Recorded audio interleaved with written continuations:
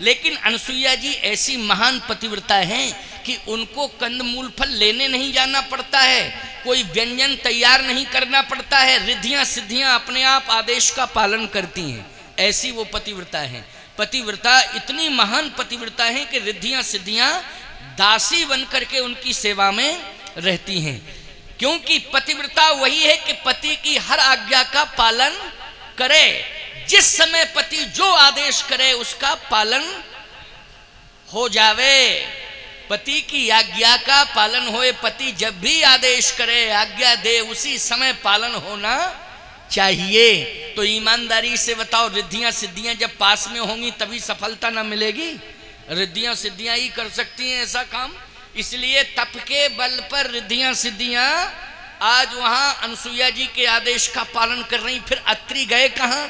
बोले अनसुईया जी की महिमा को मंडित करना था भगवान को, इसलिए अत्रि जी को प्रेरणा दे करके कुछ दूर कर दिया। ठीक है ना, प्रेरणा दे करके अत्रि जी को दूर कर दिया। अब तीनों देवता पहुंचे, मातु भिक्षाम देहि, तो सुंदर सुंदर फल लेकर के अनसुईया जी आ गई, क्योंकि मातु भिक्षाम देहि, मुझे भिक्षा चाहिए। फल लेकर के आ गई। कहा फल नहीं, फिर मुझे तो आज दूध पीना है। कहा बढ़िया सुंदर गऊ है, अभी मैं ले आती हूं। दिव्य श्यामा गऊ का दूध लेकर के अनसुईया जी आ गई। लो, कहा नहीं, आज तो मुझे आपके हृदय से निकलने वाली स्नेह धारा का पान करना है। देखो, परमात्मा जब आया, जो सारे संसार को संपूर्ण व्यवस्थाएं प्रदान करता है, यहां तक कि संपूर्ण संसार को स्नेह प्रदान कर रहा है। आनंद भी, जो आनंद सिंध सुख राशि, सीकर तई त्रैलोक सुपासी, वो परमात्मा अयोध्या में आया है मां कौशल्या की स्नेह धारा का पान करने के लिए।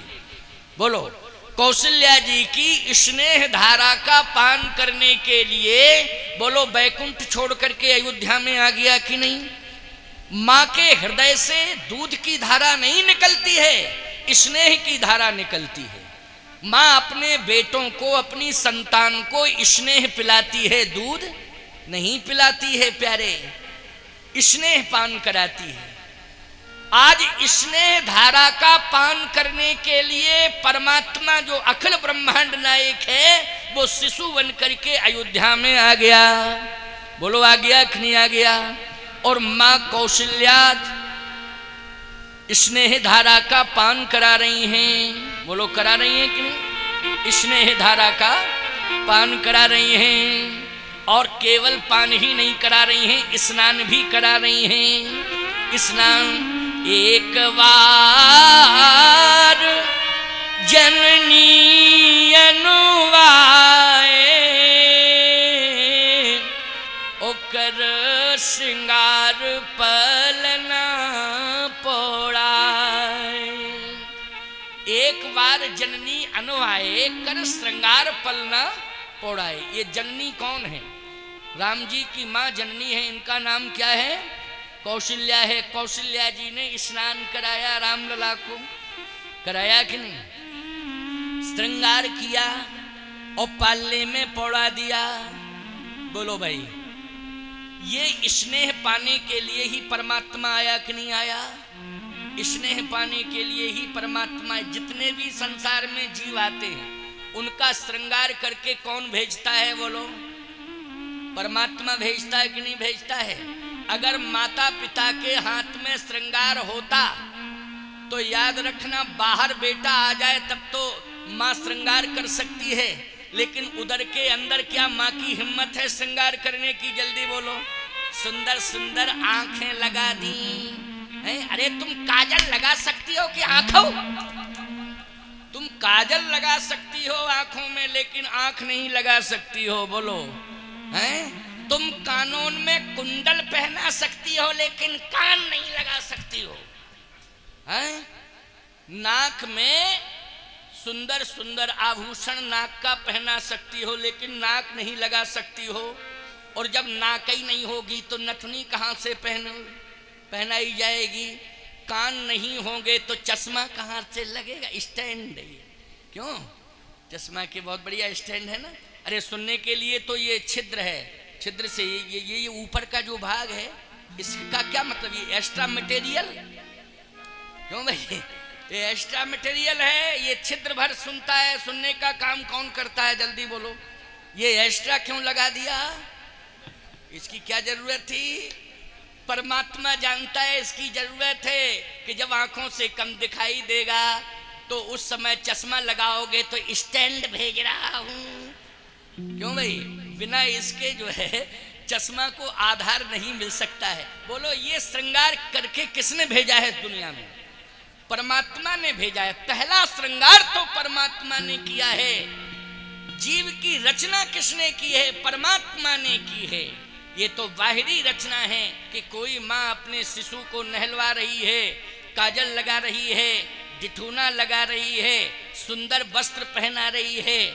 बोलो भाई, ये सब बाहर का श्रृंगार है, लेकिन अंदर से तो श्रृंगार करके परमात्मा ने भेजा। लेकिन उसी परमात्मा का श्रृंगार आज अयोध्या में कौन कर रही है? कौशल्या जी एक बार जननी अनुआए, ओकर श्रृंगार पलना पोढ़ाए। श्रृंगार प्रीत झंगुलिया तन पहराई। बढ़िया पीली पीली झंगुलिया है ना। कौन सी पहने हैं? चलो गुलाबी पहने हैं,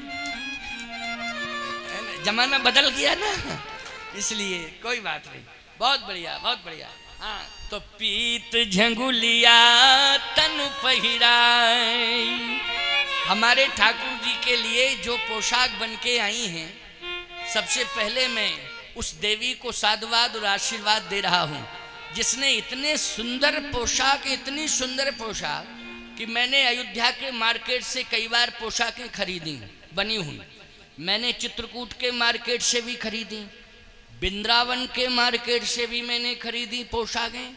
लेकिन इस बार पता नहीं कौन मार्केट से पोशाकें आई हैं खरीद के, कि बहू ने, संतोष जी की बहू ने, कौन बहू है जरा उसको धन्यवाद दे दूं, आशीर्वाद दे दूं। हाँ, आओ जरा रामलला के सामने आओ, प्रसाद दें। देखो ये हमारे संतोष जी की बहू ने, कौन है? रमेश जी। अच्छा, रमेश रस्तोगी। वाह वाह वाह। रस्तोगी जी की बहू रानी ने ये पोशाकें तैयार की हैं भगवान की, इसलिए आज मैं इनको फल दे करके आशीर्वाद प्रदान कर रहा हूं। और लाओ एक फल। वाह, आए। आपने भगवान को स्नान कराया, आज अभिषेक किया ठाकुर जी का, इसलिए लो आशीर्वाद। अच्छा, आपकी बहू रानी है। अच्छा, इन्होंने भी बनाई, इनकी बहू रानी ने बनाई। ये जो है शाहजहांपुर से बन के आई, ठीक है ना?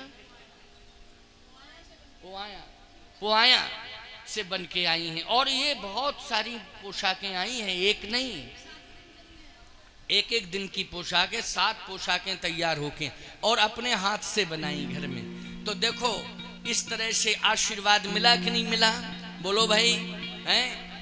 भगवान के लिए, भगवान के लिए, भगवान के लिए जिसने कार्य किया है, बोलो संत वाणी से आशीर्वाद मिल गया कि नहीं मिल गया?